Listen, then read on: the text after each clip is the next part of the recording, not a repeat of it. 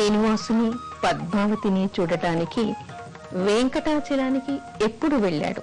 కళ్యాణం అయిపోయిన తర్వాత 6 మాసాలు అగస్త్యాశ్రమంలో ఉండి భార్యతో సహా శ్రీనివాసుడు అక్కడికి వచ్చి తన వాల్మీకంలోనే భార్యతో సహా అక్కడ ఉంటూ ఉన్నాడు. ఆనందంగా కాలం వెళ్లిపోతూ ఉంది.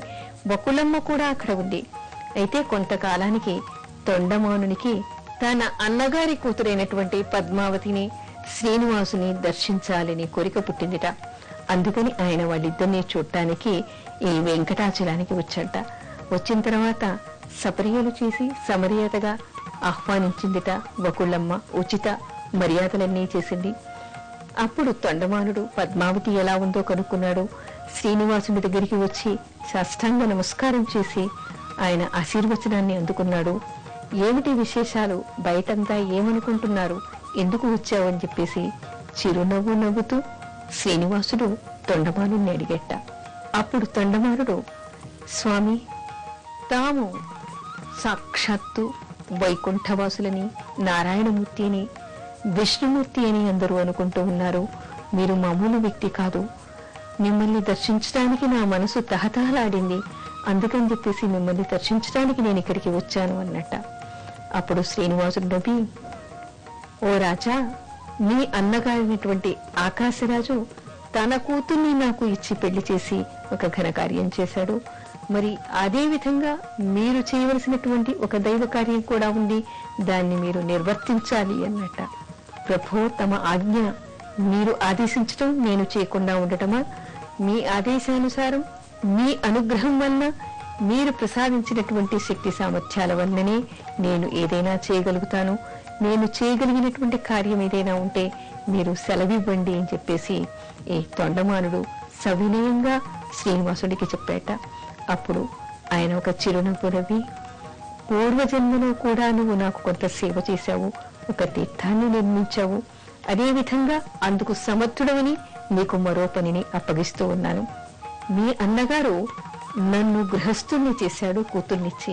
అదేవిధంగా నాకు నివసించడానికి ఇక్కడెక్కడ కూడా ఆలయం లేదు. కాబట్టి పెళ్ళైన తర్వాత కూడా భార్యతో సహా నేను ఇక్కడ వాల్మీకంలో నివసిస్తూ ఉన్నాను. అలా కాకుండా నువ్వు ఒక ఆలయాన్ని కట్టించాలి. ఆ కార్యం నీ చేత మాత్రమే సమర్థవంతంగా జరుగుతుంది అంట. అప్పుడు తొండమానుడు మహదానందపడి, మీ అనుజ్ఞ ప్రకారం, మీ అనుగ్రహం ప్రకారమే నేను నడుచుకుంటాను, ఆని తీయండి అని తలవంచట. అప్పుడు బకుళమ్మతో, పద్మావతితో, తొండమానితో సహా శ్రీనివాసుడు వెంకటాచలం పైన ఉన్నటువంటి వరాహమూర్తి దగ్గరికి వెంచేశాట. వరాహమూర్తితో అందరూ మాట్లాడిన తర్వాత ఎక్కడ నేను ఆలయాన్ని నిర్మించుకోవాలి, నేను ఎక్కడ ఉండాలి అని శ్రీనివాసుడు వరాహమూర్తిని అడిగట. అప్పుడు వరాహమూర్తి, నా మందిరానికి పక్కనే ఉండేటువంటి స్వామి పుష్కరిణి పక్కనే నీ ఆలయ నిర్మాణం బాగుంటుంది, అక్కడ నిర్మించుకోమని చెప్పి స్థలాన్ని చూపించట వరాహమూర్తి. అప్పుడు శ్రీనివాసుడు తొండమానునికి ఆ స్థలాన్ని చూపించి, ఇక్కడ నువ్వు ఆలయ నిర్మాణాన్ని చెయ్యాలి. ఆ ఆలయం కూడా ఏ విధంగా ఉండాలి? తూర్పు అభిముఖంగా ఉండాలి, 2 గోపురాలు ఉండాలి, 7 ద్వారాలు ఉండాలి. ఆ తర్వాత ఆలయ మండపం లోపలే, అంటే గర్భగుడికి పక్కగానే పాకశాల ఉండాలి, గోశాల ఉండాలి. ఆ తర్వాత దానికి జల వసతి కోసం చెప్పేసి అక్కడ ఒక బావిని కూడా నిర్మించాలి అనేటువంటి ఆదేశాన్ని ఇచ్చట.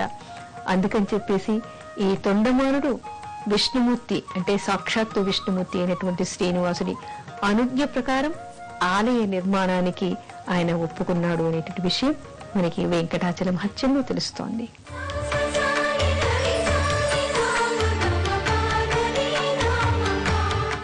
రంగదాసుని వృత్తాంతం ఏమిటి? ఎప్పుడైతే శ్రీనివాసుడు పూర్వజన్మలో కూడా నీవు సేవ చేశావు అనేటువంటి విషయాన్ని తొండమానుడికి చెప్పాడు. అప్పుడు ఆయన ఆశ్చర్యపోయాట. ఏమిటా కథ, పూర్వజన్మలో ఏం చేశానో నాకు వివరించండి, వినడానికి ఆసక్తిగా ఉంది అని చెప్పేసి తొండమానుడు శ్రీనివాసుడిని అడిగట. అందుకు శ్రీనివాసుడు నవ్వి అతని పూర్వకథను చెప్పడం ప్రారంభించాడు. ఏమిటంటే, పూర్వకాలంలో వైఖానసుడు అనేటువంటి ఒక మహర్షి ఉండేవట. ఆ మహర్షి తపస్సు చేసి శ్రీకృష్ణుణ్ణి దర్శించాలి అని అనుకున్నట్ట. అప్పుడు ఆయనకి బ్రహ్మ కనిపించి ఇప్పుడు ద్వాపర యుగం అయిపోయింది, కలియుగ ప్రారంభం అయిపోయింది కాబట్టి ఇప్పుడు శ్రీకృష్ణుడు నీకు ఆ అవతారంలో దర్శనం ఇవ్వడు. ఇప్పుడు కలియుగంలో ఆ శ్రీకృష్ణుడే శ్రీనివాసుడిగా వెంకటాచలం మీద ఉన్నాడు కాబట్టి అక్కడికి వెళ్లి ఆయనను దర్శించుకో అని చెప్పాట. అప్పుడు ఆ వైఖానస మహర్షి వెంకటాచలానికి బయలుదేరాడు. బయలుదేరే దారిలో అక్కడ అడవి ప్రాంతంలో రంగదాసుడు అనేటువంటి ఒక వ్యక్తి కూడా ఇతనికి తారసపడ్డాట. ఆ ఇద్దరు కూడా మాట్లాడుకుంటూ వచ్చి ఈ వెంకటాచలం దగ్గర చింత చెట్టు కింద ఉన్నటువంటి వాల్మీకాన్ని దర్శించారట. అక్కడ తేజోవంతంగా ఉంది, లోపల ఒక వ్యక్తి తపస్సు చేస్తూ ఇతనికి కనిపించాట. ఓహో, ఇతనే శ్రీనివాసుడేమో అనుకుని నమస్కరించాట. అక్కడి నుంచి ఆ వాల్మీకంలో ఉన్నటువంటి శ్రీనివాసుడికి ఈ వైఖానస మహర్షి రోజు పూజలు చేసేవట. ఈ వైఖానస మహర్షికి రంగదాసు అనేటువంటి వ్యక్తి అడవిలో ఉన్నటువంటి పువ్వులు ఫలాలన్నీ కూడా తెచ్చి పూజకి అందిస్తూ ఉండేవట. రోజు ఈ రంగదాసు వెళ్లి అక్కడ ఎన్నో పూల మొక్కల్ని పెంచి, తులసి వనాల్ని పెంచి, వాటన్నిటికీ నీళ్లు పోసి చక్కని పువ్వుల్ని, తులసి దళాల్ని, ఫలాల్ని ఏరి తెచ్చి ఈ వైఖానస మహర్షికి అందిస్తూ ఉండేవట. ఆ వైఖానస మహర్షి ఈ రంగదాసు అందించినటువంటి పూలు పళ్లతో ఈ శ్రీనివాసుడికి పూజ చేసి అక్కడ అవన్నీ సమర్పిస్తూ ఉండేవట. ఒక్కసారి ఈ మొక్కలకి నీళ్లు పోయడం కోసమని అక్కడే ఉన్నటువంటి పుష్కరిణి దగ్గరికి ఈ రంగదాసుడు వెళ్ళట. వెళ్ళినప్పుడు అక్కడ కొంతమంది గంధర్వులు జలక్రీడలాడుతూ ఉన్నట్ట. కాసేపు మైమరిచి వాళ్ళని చూస్తూ ఉండిపోయాట రంగదాసు. పూజకి సమయం మించిపోయింది, ఫలపుష్పాలు తేలేకపోయాడు. తర్వాత పశ్చాత్తాపడ్డాడు. అయ్యో, పూజా సమయం దాటిపోతోంది, ఈ రోజు నేను మహర్షికి ఫలపుష్పాలు అందించలేదే అని చెప్పి పశ్చాత్తాపడ్డాట. అప్పుడు వైఖానస మహర్షికి రంగదాసు మీద చాలా కోపం వచ్చిందిట. ఆ తర్వాత తను తెచ్చినటువంటి పూలు పళ్ళు కూడా తీసుకెళ్లి శ్రీనివాసుడి దగ్గర వేదనను వినిపించుకున్నట్ట. స్వామి, పొరపాటు జరిగింది, నా తప్పును క్షమించండి, నా మనస్సు అన్యమనస్కమైంది, నా దృష్టి ఎక్కడికో పోయింది, తద్వారా నేను మీకు వేళకి పూజకి ఫలపుష్పాలు అందించలేకపోయానని కంటతడి పెట్టుకుని పశ్చాత్తాపడ్డట.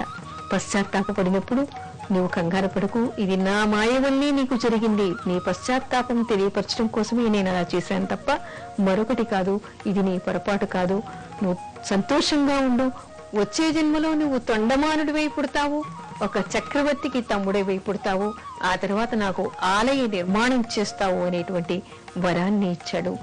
ఆ విషయాన్ని ఇక్కడ తొండమానుడికి శ్రీనివాసుడు చెప్పాడు. అంటే పూర్వజన్మలో తొండమానుడు రంగదాసు ఆయన వనాన్ని పెంచి పూలతో శ్రీనివాసుడికి పూజ చేశాడు కాబట్టి ఈ జన్మలో చక్రవర్తిలాగా ఆయన జన్మించి ఈ శ్రీనివాసుడి సేవ మళ్లీ చేసుకునేటువంటి అవకాశం ఆయనకి దక్కింది. ఆయనే ఆలయ నిర్మాణం చేయమని శ్రీనివాసుడి ఆజ్ఞ చేత శ్రీనివాసుడికి ఆలయ నిర్మాణం చేశాడు అనేటువంటి విషయం మనకి పురాణాల్లోనూ వెంకటాచల మహత్యంలోనూ తెలుస్తోంది.